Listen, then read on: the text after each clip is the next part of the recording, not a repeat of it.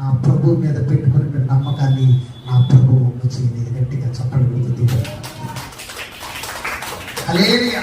ఈ రోజున ఎవరైతే దేవుని మీద నమ్మకం పెట్టుకుంటారో, ఈ రోజున ఎవరైతే దేవుని మీద ఆశ పెట్టుకుంటారో, ఈ రోజున దేవుని మీద నమ్మకం పెట్టుకుని దేవుని మీద ఆశ పెట్టుకుని పడిపోతున్నామని అనుకోవచ్చు. కానీ మనుషులకు నువ్వు పడిపోతున్నావు, కానీ దేవుడు తన స్వరక్తంతో నేను కొన్నాడు కాబట్టి తన హస్తంలో నీ హస్తంతో దాచి పెడతాడు. నిన్ను ఆయన పట్టుకుని లేవనెత్తబోతూ ఉన్నాడు. గట్టిగా చప్పట్లు కొట్టి దేవుడు హల్లెలూయా.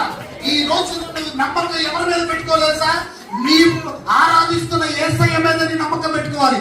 నీవు పూజిస్తున్న యేసయ్య మీద నమ్మకం పెట్టుకోవాలి. ఆయన వైపు మాత్రమే చూడాలి. పరిస్థితుల వైపు చూడొద్దు, మనుషుల వైపు చూడొద్దు, ఎవరి వైపు చూడొద్దు. నా యొద్దకు వచ్చు వారిని ఎన్నటికీ త్రోసివేత గొప్ప దేవుడు, నిన్ను విడిచిపెట్టే దేవుడు కాదాయన. హల్లెలూయా, హల్లెలూయా. విడిచిపెట్టడానికి ఆయన మనిషి కాదు, ఆయన దేవుడై ఉన్నాడు. దేవుడికి స్తోత్రం. హల్లెలూయా. ఇప్పటి వరకు, ఈ రోజు వరకు మనుషుల వైపు చూసావేమో, మనుషుల మీద ఆధారపడ్డావేమో, మనుషులు ఏదో ఇస్తారనుకునేమో, నీ అవసరాలు తీరుస్తారనుకునేమో. ఎవరి వైపు చూడొద్దు. మొట్టమొదటి స్థానం దేవుడికి ఇచ్చి చూడు. మొట్టమొదటి స్థానం దేవుడికి ఇచ్చి చూడు. మొట్టమొదటి నమ్మకం దేవుడికి ఇచ్చి చూడు. ఆ నమ్మకాన్ని ఒమ్ము చేయడు, నిన్ను నిలబెడతాడు. నిన్ను ఏదైతే ఒక నమ్మకాన్ని పెట్టుకున్నావో అందరి మధ్యలో నిలబెడతాడు. ఆయనే నీకు తండ్రిగా ఉంటాడు.